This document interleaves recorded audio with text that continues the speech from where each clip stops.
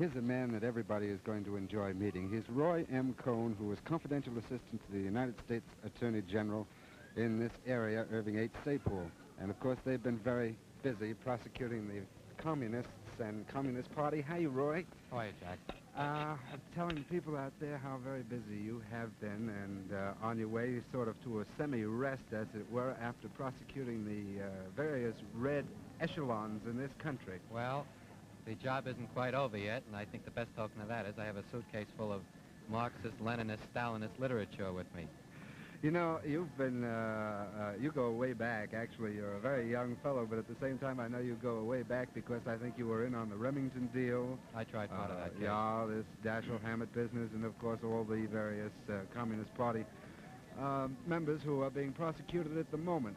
What can you tell us, Roy, that we might not know from general newspaper coverage of the workings of the party in this country? What can we watch for as individual citizens? Well, of course, the one thing we have to understand at the outset is that the Communist Party is not a political party. It's a criminal conspiracy. Its object is, as has been established by the verdict of a jury, the overthrow of the government of the United States by force and violence as soon as the right time arrives. In the meantime, plans are being made. That day comes, and the Communist Party's most important work is that of espionage in behalf of the Soviet Union, which means that it infiltrates our government, defense plans, every important place possible in order to steal information from us and give it to the Soviet Union. That has been established by the verdict of some juries in this district during this year. Have you found that they really have an efficient common form here, a higher headquarters that directs the party throughout the United States and its various workings? Well, I have no doubt that the orders come directly from Moscow, and I think that they're transmitted in a rather efficient way if we can characterize something as terrible as that as being efficient.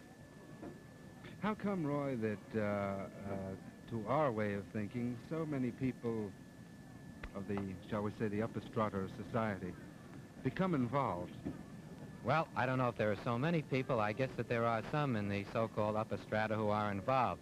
I think that it's a great tribute to the average American citizen that the great body of American citizens has been the strongest bulwark in this country for years against communism. And it's been the one group which the communists could never touch. I think that some people in the so-called upper stratas who think that they're a little smarter than they actually are fall to some of this communist double talk and are fooled by the public statements of the Communist Party, which are then the constant references to the Constitution and civil liberties, which are used by this organization which wants to destroy civil liberties as a cover-up for the day when it can, by violent revolution, destroy our democratic government and institute the worst type dictatorship this world has ever known.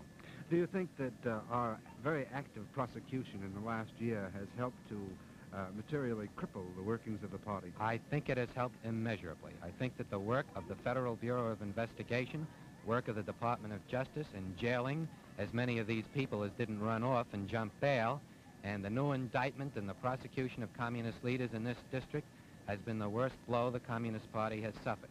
And I disagree most strongly with some people who say it doesn't do any good. I think if these people are made to understand that, like any other criminals, when they violate our laws, they will be punished, that will have a strong deterrent effect. And I think that the death sentence imposed by Judge Irving R. Kaufman in the Adams spy trial had a very strong deterrent effect. I think it's been a very good year on the anti-communist front in this country. How about the executive or the higher echelon coming in to replace these people? Do they have enough people of that caliber to keep up the workings of the party as we jail them? Well, the second string isn't as good as the first string, I suppose, and the third string isn't as good as the second string, and I think we've made a real dent in the leadership of the Communist Party. Like a football team? I think that's a good example. Roy, thank you very much for Nice chatting with us, and have a good trip now.